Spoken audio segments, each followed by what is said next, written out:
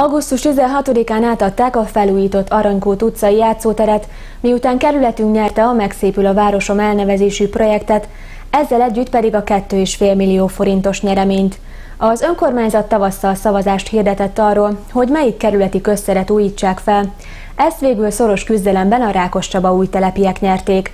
Az új tornapark és a megújuló játszóeszközök összköltsége 10 millió forint volt. Ríz Levente polgármester köszöntőjével kezdődött az Aranykút utcai játszótér átadójának ünnepsége. A kerületrészi lakosok rég várták már, hogy megújuljon a játszótér.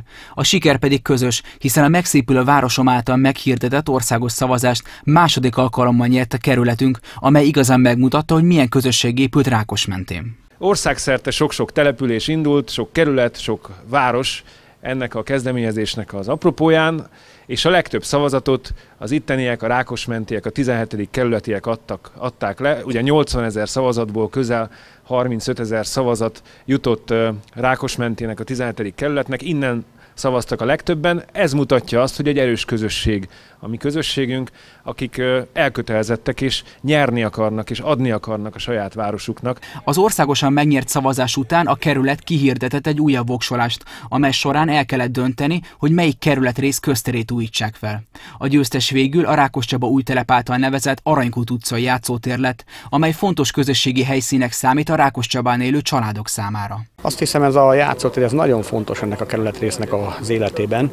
Maga, amikor létrejött is, tulajdonképpen itt egy 20 évvel ezelőtt egy szemétlerakó sit telep volt, és hát ennek a megszüntetésében játszott komoly szerepet annak idején az Aranykút Asztaltársaság, amelyik rendbe tette ezt a területet, később pedig az önkormányzat segítségével egy játszótér alakult ki. Az új tornapark és a megújuló játszóeszközök összköltsége 10 millió forint volt. Ebből a szervezők jutalma 2,5 millió forint, az önkormányzat pedig a maradék részt biztosította. Az egyik legjelentősebb felújítás a 1,5 millió forint értékű közvilágítás, amelyet napelemes reflektorokkal láttak el. Emellett a játszótér is számos új elemmel bővült. A játszótéren itt van a vár, amit meg kellett erősítenünk, mert már nagyon elmondott, hogy vagy elbontjuk, vagy felújítjuk, és akkor tovább lehet használni.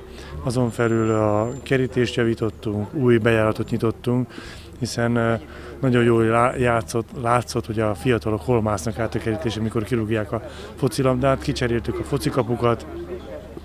Ezen felül még 3 játszóeszköz fog elhelyezésre kerülni, és én bízom benne, hogy sikerült olyan új eszközöket elhelyezni, amit a gyermekes szülők is örömmel fognak fogadni, és birtokba fognak venni, és mindenki örömére fogják majd ezt használni. A Megszépül a városom projekt 2013-ban indult, melynek szervezői tavaly 3. alkalommal indították útjára országos programjukat.